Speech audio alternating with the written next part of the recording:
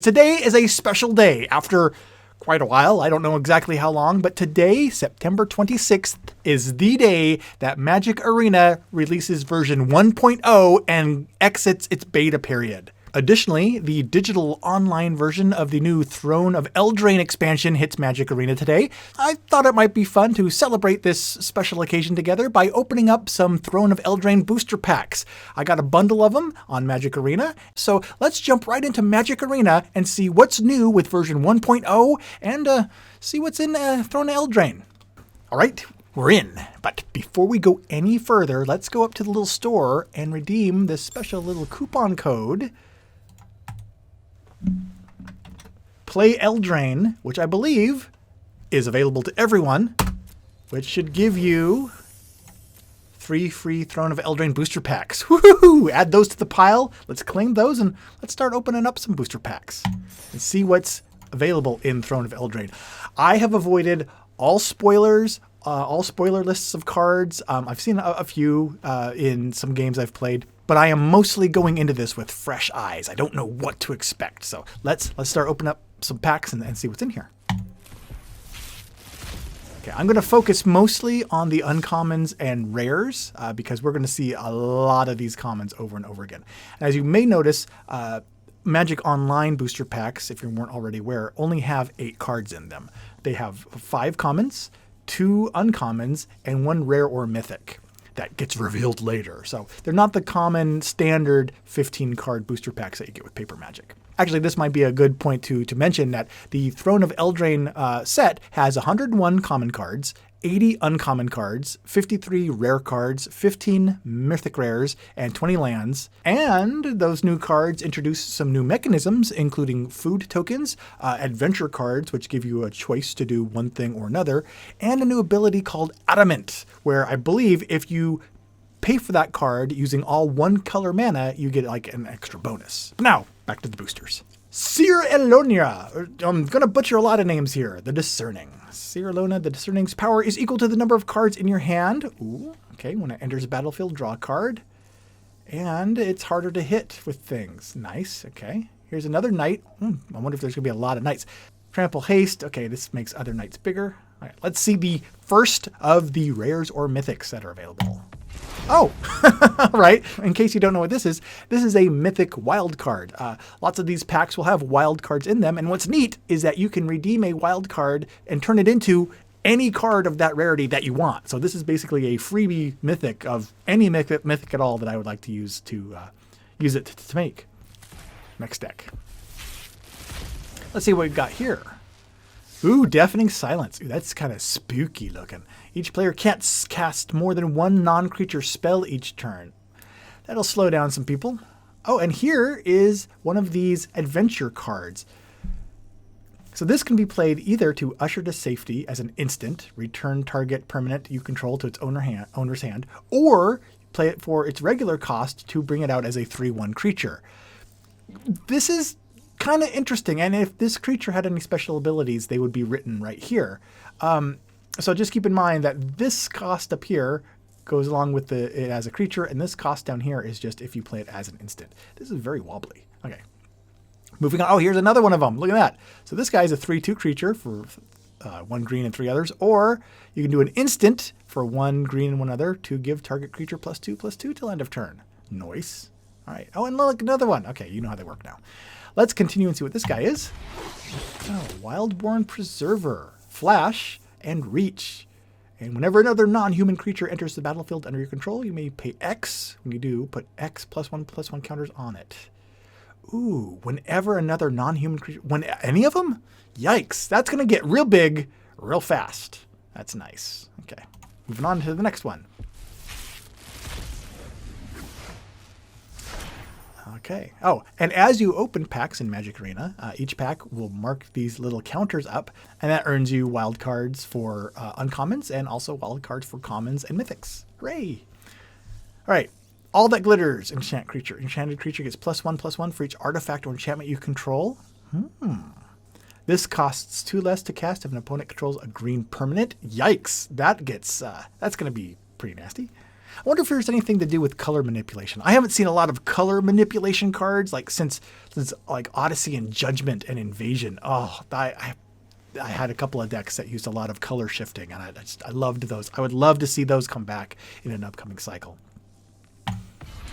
All right, Gadwick the Wizened is very expensive at 3 and X. When Gadwick the Wizened enters the battlefield, draw X cards. And whenever you cast a blue spell, tap target non-land permanent and opponent controls. All right, so here you're getting cards, you're playing things, tapping stuff. Very, very controlling guy. Let's see what else we got in here. Oh, Giant Opportunity. Some magic beans. You may sacrifice 2 foods, which are the tokens that can be generated. If you do, create a 7/7 green giant creature token. Otherwise, create 3 food tokens. Wow. 7/7. Those magic beans, they're going to pay off. Those are very curly bananas. Come back. Huh. And Charming Prince. When Charming Prince enters the battlefield, scry 2, gain 3 life. Exile another target creature you own, return it to the battlefield. Oh, so it lets someone kind of bounce out and bounce back. All right, Charming Prince. I'm sure there are some special uses for you, especially with your versatility. At least I would hope so. Hope you're not a worthless prince. Oh, here's another one of those split story cards. 2/1 flyer for 2, or counter target spell with converted mana cost 3 or less. Oh, good. Giving blue some versatility there to counter your stuff all the more, or just bring out a creature with flying, because that's what blue needs, is more stuff to ruin my day. Steel Claw Lance. This is really interesting. I know this isn't new, but I'm still not used to seeing colored artifacts, artifacts that have a color signature to them. So here's a black and red artifact. That's also a piece of equipment. Wow. And that's something new. Equipping a specific creature type is cheaper than equipping a different type of creature. Huh. All right. That's what this is. Whoa. Opportunistic Dragon. What's this guy going to do? Oh, I love cards that basically say what's mine is mine and what's yours is also mine. However, this one takes control of a permanent that an opponent controls, but it loses all of its abilities and it can't attack or block. Okay, so you're not getting to use it. You're just taking it away and holding it captive. That's all right. Okay, at least it takes something away from your opponent, but oh, I would love it if you got to use it too. So, okay, let's continue on.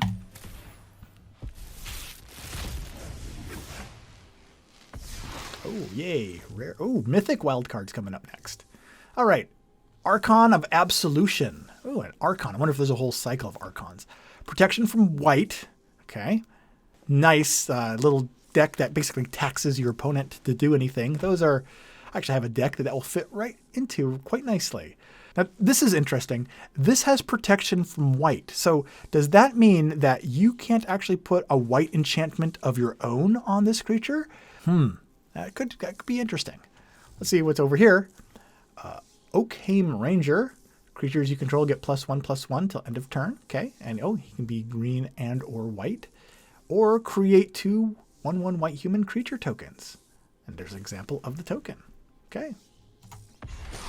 Ooh. Return target creature with converted mana cost X to its owner's hand. You create X fairy creatures with flying. It's like a creature pinata. Okay, that could be fun.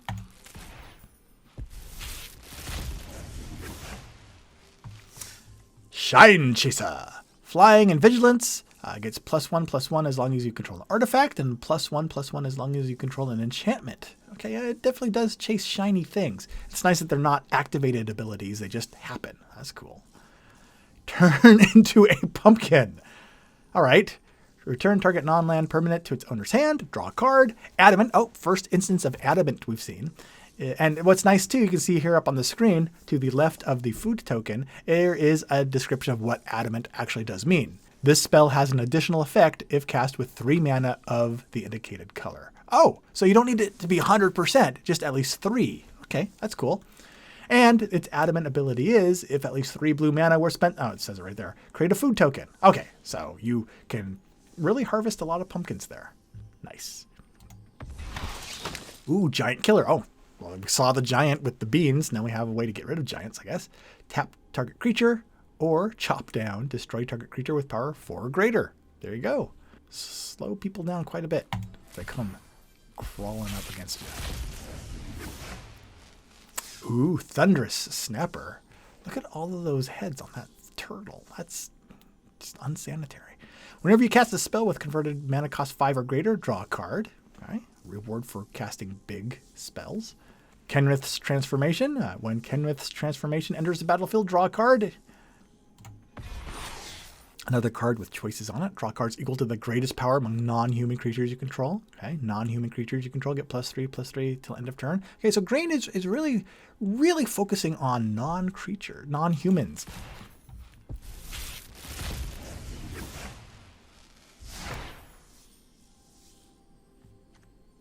Cauldron's Gift. Ooh, Lucky Clover. Whenever you cast an adventure instant or sorcery spell, copy it. You may choose new targets for the copy. Oh, that's going to be fun. All right. Mirror Maid. You may have Mirror Maid enter the battlefield as a copy of any artifact or enchantment on the battlefield. Oh, sweet. I'm getting me a bunch of Mirror Maids. Dude, I'm telling you that right now.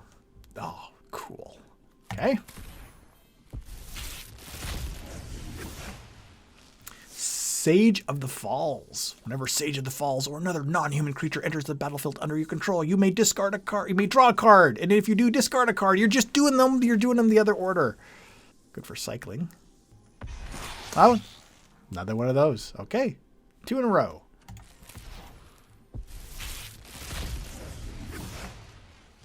Glass Casket. Look, it's got a little animal in it. Hello. When Glass Casket enters the battlefield, exile target creature an opponent controls with converted mana cost 3 or less. Okay, so that's another one of those. Oh, look, you brought out something cool. No, you didn't. Okay. Witch's Oven. Sacrificing creatures to create food tokens. I know what you did there. Bye, creature. Stormfist Crusader with Menace. At the beginning of your upkeep, each player draws a card and loses a life. Oh, interesting.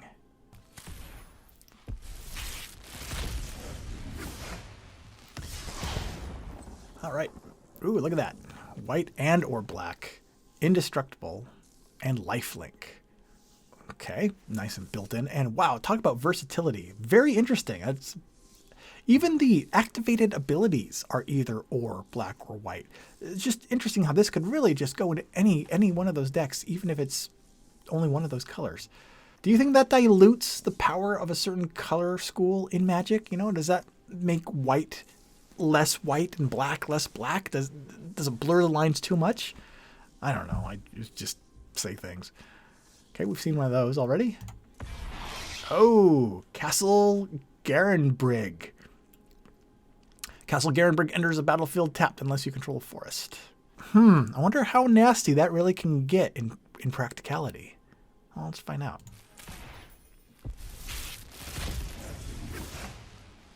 Okay, another one of these guys. Hypnotic Sprite. Flyer. Okay. Inquisitive Puppet. When Inquisitive Puppet enters the battlefield, scry. Exile it to create a human. Oh, and it turns into a real boy. Aw, that's precious. Ooh, Escape to the Wilds. Exile the top 5 cards of your library. You may play exiled cards this way until the end of your turn. You may play an additional land this turn. All right, so yeah, a lot of that puts cards aside that you can play for a while. Otherwise, they're going to be exiled. And of course, for green, getting that extra land. All right, that's pretty straightforward when it comes to red and green. See, target blocking creature gets +7/+7 for 1. That's going to be a nice little surprise to spring on people right there. Nice. Skullknocker Ogre. Nice penalty for when it does damage. Happily Ever After. That's sweet. Oh, alternate win condition. Very interesting. I love experimenting with these alternate win conditions, and this is going to be a very, very neat one to toy around with. So, 5 colors among the permanents you control, 6 or more card types among permanents you control and or in your graveyard, and your life total is greater than or equal to your starting life total. How difficult do you think that's going to be to pull off? All right. Very interesting card.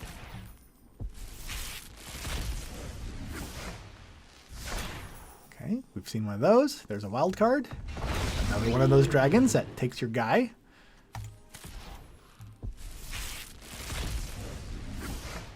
Oh, Bognaughty.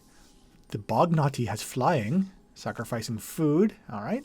Haven't seen a ton of cards yet that are utilizing these food tokens. So that's neat to see that one. Fireborn Knight, again. Red-white with red-white, so very versatile. A double strike. And it gets bigger and bigger, both its power and toughness. That's going to be a keeper. Oh, another Escape to the Wilds. All right.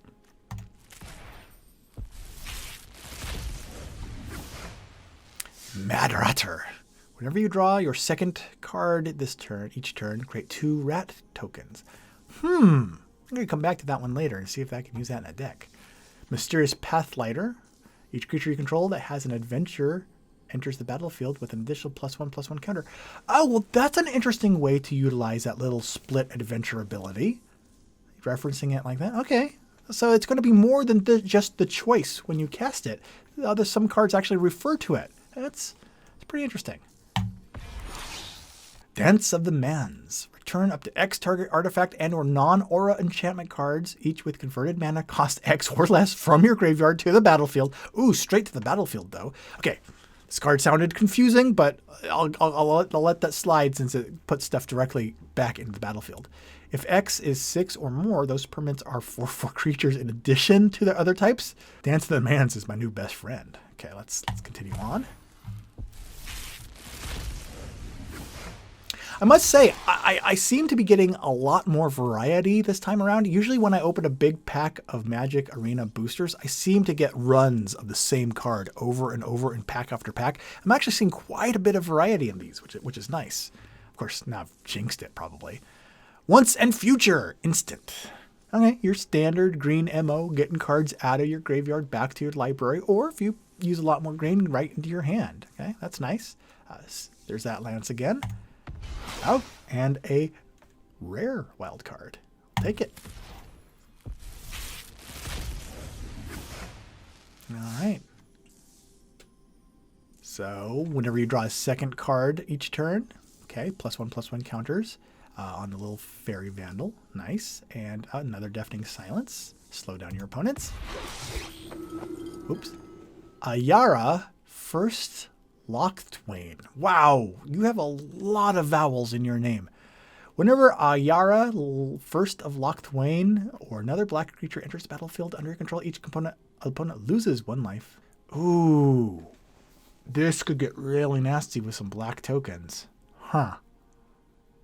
Okay. You are going to go right into a deck immediately after this. But first, we have... Oh, Tournament Grounds. Uncommon land, adding colorless, or add red, white, or black and spend it only to cast a knight or equipment. Sundering Stroke. Sundering Stroke deals 7 damage divided as... Oh, yes, I love it when you get a big clump of damage to just split up however you choose. If at least 7 red mana was spent to cast a spell, so like super adamant, I suppose. Instead, Sundering Stroke deals 7 damage to each. Holy smokes! Whoa. I'm going to hate it when that card is used against me. I will tell you that right now.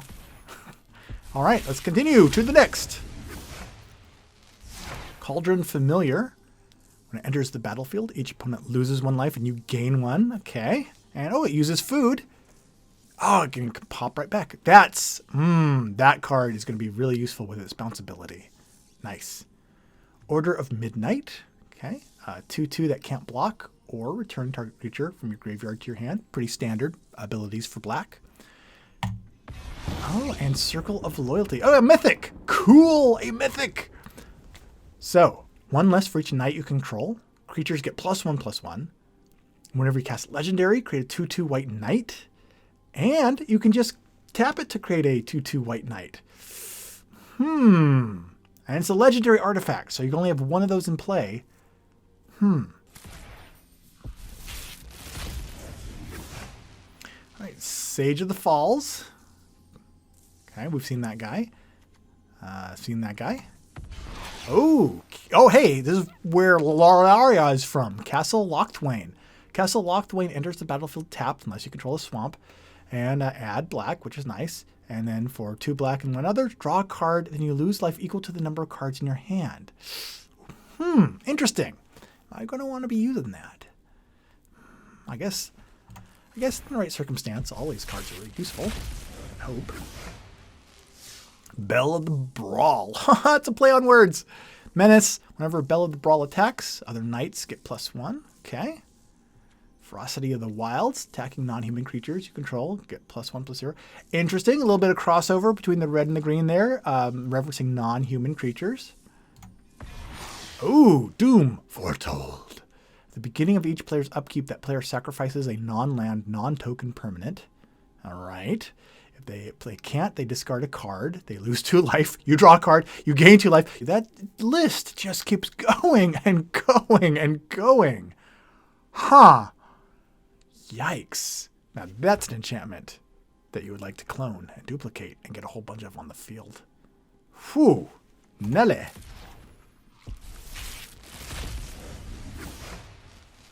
Okay, there's hey, Seer Elornia again. First card we open. And Fervent Champion.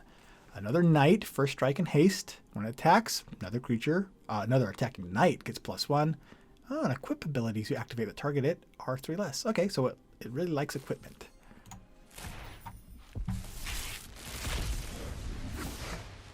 Epic Downfall. Exile target creature with converted mana cost 3 or greater. Okay, another thing targeting big creatures. Another Sage of the Falls. I will invert the world to watch kings grovel. Wow. And worms rule. Create Oko, Thief of Crowns. Creates food tokens. A target artifact or creature loses all abilities and becomes a green elk creature. That's, wow, permanently loses them, huh? Not just till end of turn. This is one of the people that you're really going to enjoy it when you get him to the table, but when your opponent does, you don't feel as good.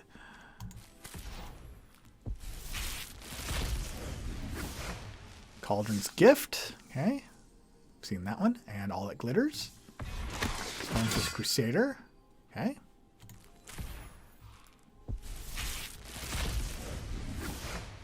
Oh, Spinning Wheel. Add 1 mana of any color or tap a creature. Okay. Those can both be useful in certain situations. And Revenge of Ravens. Whenever a creature attacks you or a planeswalker you control, that creature's controller loses a life and you gain a life. Boy, a lot of black cards have that. You lose and I gain a life. It's going to be really interesting to see how that plays out. Wishclaw Talisman. Oh, I wish I had a Monkey's Claw. Comes in with 3 wish counters, and for 1 and tap, remove a wish counter from it. Search your library for a card, put it into your hand, shuffle your library. Then an opponent gains control of it. All right. That's nicely done, Wishclaw Talisman.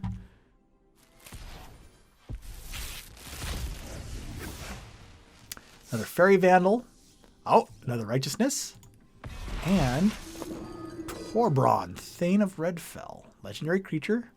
If a red source you control would deal damage to an opponent or permanent an opponent controls, it deals that much damage +2. Ooh. Boy, that is really nasty. I've seen others that pump it up by a point, but I don't know if I've seen one that pumps it up by 2 for every single time, for every single red source. That, I can see why he's a legendary creature. Whew. Another one of those that you do not want to see my opponent bring onto the battlefield. Okay, we've seen Fireborn Knight and the Cauldron's Gift. Okay, another Fervent Champion who really likes equipment to be placed on him. Okay. Joust.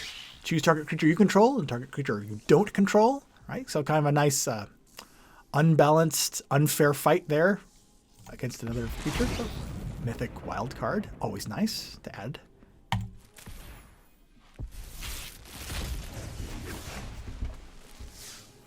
Trail of Crumbs. When Trail of Crumbs enters the battlefield, create a food token. Whenever you sacrifice a food, you may pay 1. And if you do, look at the top 2 cards of your library, reveal a permanent from among them, put it in your hand, and put the others on the bottom of your library.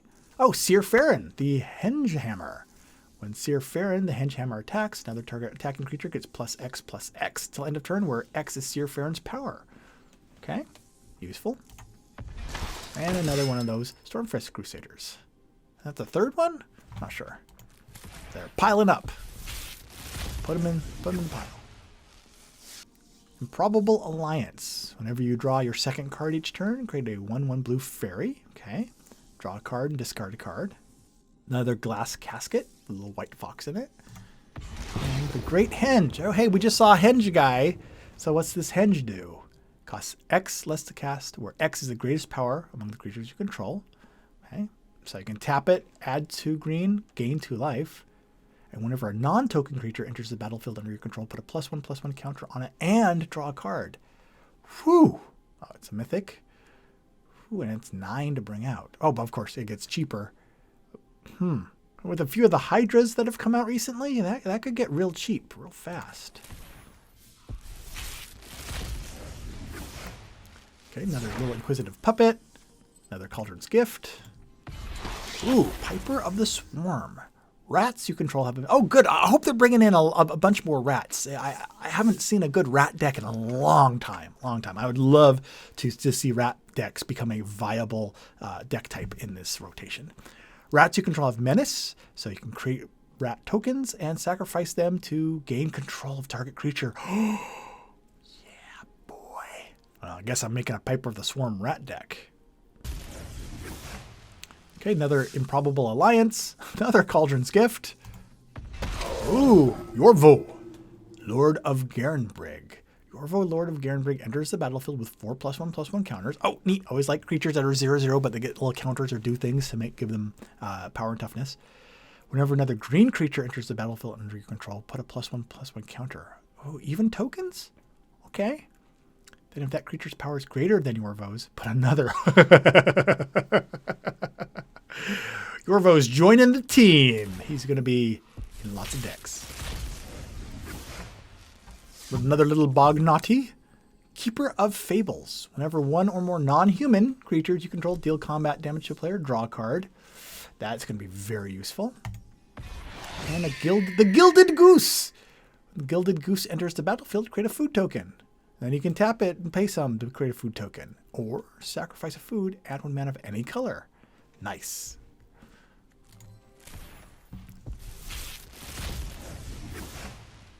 Ooh, Covetous Urge. Target opponent reveals their hand. Choose a non-land card from that player's graveyard or hand and exile it. You may cast that card as long as it remains exiled. You may spend... Oh, my word. Okay, here is the poster child for one of those cards that I will love playing, but hate having played against me. Oh. The Magic Mirror. Wow. It's 3 blue and 6. Oh, but there you go. Costs 1 less for each instant or sorcery card in your graveyard. No maximum hand size. At the beginning of your upkeep, put a knowledge counter on it. Then draw a card for each knowledge counter. Really? So it cumulatively gets more and more knowledge counters, meaning you're going to be drawing more and more cards? Whew. I don't know. I think you could deck yourself if you're not careful with that one. Which, I guess, with that, there is a Jace Planeswalker that specifically says if your deck is empty, you win if you go to draw a card. So there might be some possibilities there. Anyway, let's continue on. Slaying Fire. Slaying Fire deals 3 damage to any target. And if you pay a bunch of red, it gets 4 instead. Zappo. Stolen by the Fae. All right. There, we've seen that one before.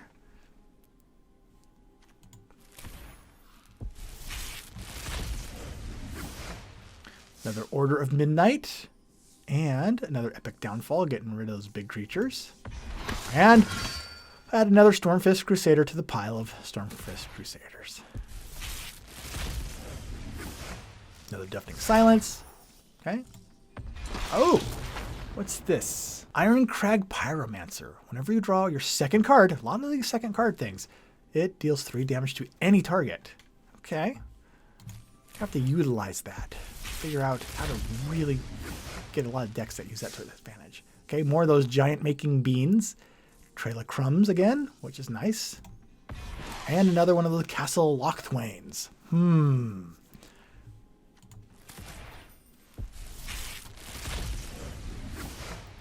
All right, here's a few more things we ain't never seen before. Wandermane. Whenever you cast a creature spell that has an adventure, put a +1/+1 counter on Wandermane. Okay, that's neat. Again, it's utilizing those cards that just happen to have that ability, you know, in addition to having those abilities. So that's kind of cool. And Seer Conrad, the Grim. Whenever another creature dies or creature cards put in your graveyard from anywhere other than the battlefield, or a creature card leaves your graveyard, Seer Conrad the Grim deals 1 damage to each opponent. And you can just, hey, mill yourself. There seem to be quite a few cards in this set where the designers seem to say, you know what, I would love it if 5, 6, 12 different things happened or had all these conditions. Let's just put them all on the card. There you go. This and this and this and this. Whew. And this Seer Conrad is definitely one of them. Okay. Vantress Gargoyle. Flying. 5/4 for 2. What's the catch? Vantress Gargoyle can't attack unless defending player has 7 or more cards in their graveyard. Okay. And it can't block unless you have 4 or more cards in your hand. And each player puts the top card of their library into their graveyard. Huh. So some kind of a little one pack here had 2 really nice mill cards in it. That could get nasty real quick. Ooh, Flaxen Intruder. When Flaxen Intruder deals combat damage to a player, you may sacrifice it. When you do, destroy target artifact or enchantment. All right. Or you can just create 3 2/2 bear creature tokens. Oh. I get it, Flag. I see what you did there, Magic the Gathering card set. Okay. Yes. Cute. Another one of those guys that deals damage, that discards cards when he deals damage. You read the card. Creatures of the creature type of your choice get -3/-3 till end of turn. Well, that could be interesting, because if you're going up against a deck that is like, a knight deck or an elf deck or something, and you want to wipe the board but don't want to lose your own creatures, that could be really useful. Keep that one pinned in the back of my radar there. Turn into a pumpkin. Good. More pumpkin harvesting is always good. Seer Alin. Oh, good. It's like we got the whole set of the Seers. First strike. And when it attacks other creatures you control, get +1/+1. All right. Nice. Blacklance Paragon. When Blacklance Paragon enters the battlefield, target knight gains Death Touch and Lifelink till end of turn. Oh, and it has Flash. I was about to say, well, this would be really neat if it has Flash. And look, there it is. There's Flash. So you thought of everything. Blacklance Paragon, whatever your name was, that card we just saw. Okay, another Improbable Alliance. Another one of those. When it deals damage, causes its opponent to draw a... Wait, what does it do? Discard a card at random, and then they draw a card, which is what it does. Doom Foretold. Oh, nice. Nice to have another Doom Foretold. Again, this is one of those cards where it seems like, okay, we have a list of 6 things this card can do. You know what? Let's have it do everything. Why not? So, Doom Foretold. Doom Foretold is really, really nice.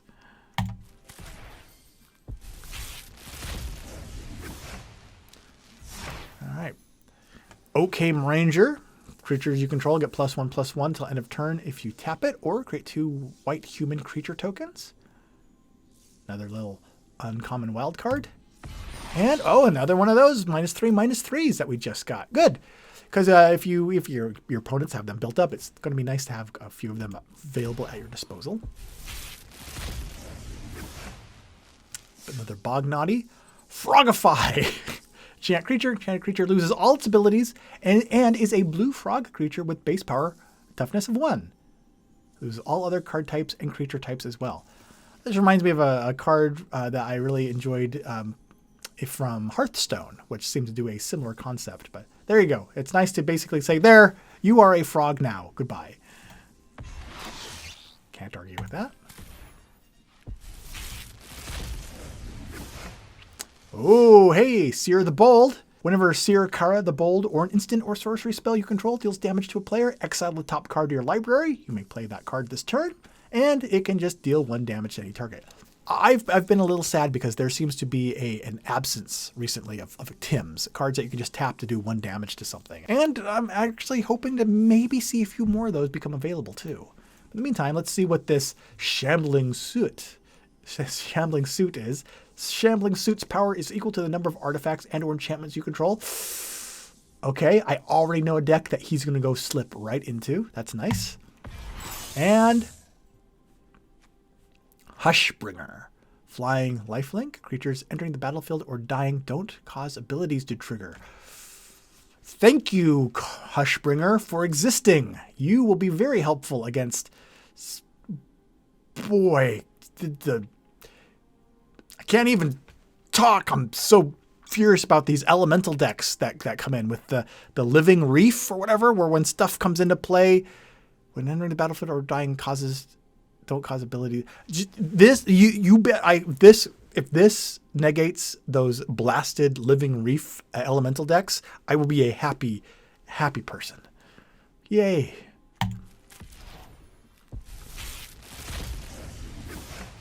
Slaying Fire. Cauldron Familiar. Hooray. Oh, and Oathsworn Knight. Haven't seen this one yet. This guy enters the battlefield with 4+1/+1. Wow! Let's start that over. Oathsworn Knight enters the battlefield with 4+1/+1 counters on it. It attacks each combat if able, and if damage would be dealt to Oathsworn Knight while it has a +1/+1 counter, prevent that damage and remove one. Yay! I have been waiting for one that instead of just removing the counters, you actually, no matter how much damage you take, you just remove one counter. I have been looking for a card like that. I'm really glad to see one enter rotation with this one. Oathsworn Knight. Fun to play, difficult to say, apparently. Let's go down to the last 5 packs we have here. Elite Headhunter. Menace, okay, black-red, fully versatile. Sacrifice another creature or artifact, and then it deals 2 damage to target creature or planeswalker. Ooh. Oh, the Great Henge again. Good. Oh, another Lucky Clover. Oh, and a Heraldic Banner. As Heraldic Banner enters the battlefield, choose a color. Creatures you control of the chosen color get +1/+0, or add a mana of the chosen color. And that's like a nice standard there. That's good. Banner, standard, never mind. Once upon a time, if this spell is the first spell you've cast this game, wow, the entire game, not just your turn, you may cast it without paying its mana cost. Look at the top 5 cards of your library, reveal a creature or land, put it in your hand, and rest on the bottom. That's cool. I like some of the enchantments that they've been coming out with. The ley lines that if you start the game with it in your hand, it goes out for free. The red one is especially nasty out of that cycle. So it's kind of neat to see them utilizing different areas of the game state like that. Okay, cool.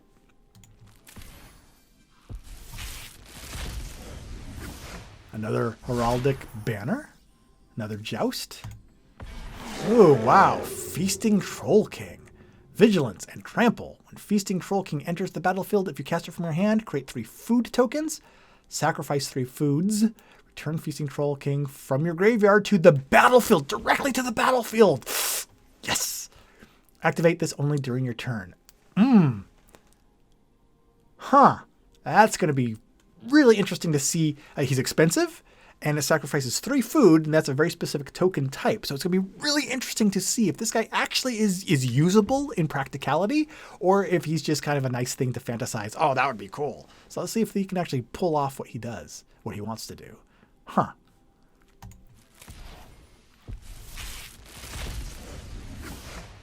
Beanstalk Giant. Beanstalk Giant's power and toughness are equal to the number of lands you control, or search your library for basic land, put it on the battlefield.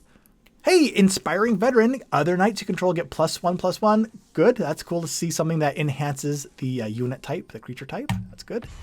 Another Escape the Wilds. And the last pack. Thank you for sticking with me. Another Lance. Another Uncommon Wildcard. Come on, let's end on something cool. Oh, Castle Ventress. Castle Ventress enters the battlefield tapped unless you control an island. Add one, or... for 4, and tap, scry 2. Oh, that is interesting. In your opinion, is scrying really that useful of an ability where you would pay 4 mana to pull it off at a whim to scry 2? Because I'm not totally sold on scrying, but I guess it can be useful, especially when there's certain cards in your deck that you need to get out for a certain combo. So obviously it has its purpose, but 4, huh? All right, so now let's just go and look at a quick overview of the cards that we got in this set. So it looks like we got about 37 of the 68 rares and mythics that are available in this set. So, all right, a little bit more than half of them. And a large portion of them were Stormfist Crusaders. But anyway, let's take a look at what I would say are the 3 most valuable players that I got in this set. Okay, first up, as I was opening other packs, my mind kept coming back to the Sundering Stroke. This, where it deals 7 damage divided any way you want among up to 3 targets, or if you spent all red to cast the spell, it just deals 7 damage to each of those. This card definitely made an impression on me. I'm looking forward to trying this one out. So Sundering Stroke, I think, was one of my top 3 picks that I opened up. Next up has got to be the Dance of Mans, where you return up to X target artifact and a non-aura enchantment cards, each with converted mana cost X or less from your graveyard to the battlefield. And if X is 6 or more, those permanents are 4/4 creatures in addition to their other types.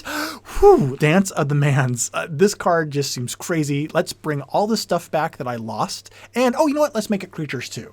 This could be really, really devastating in certain games. So this would definitely be my second pick out of the packs that I opened.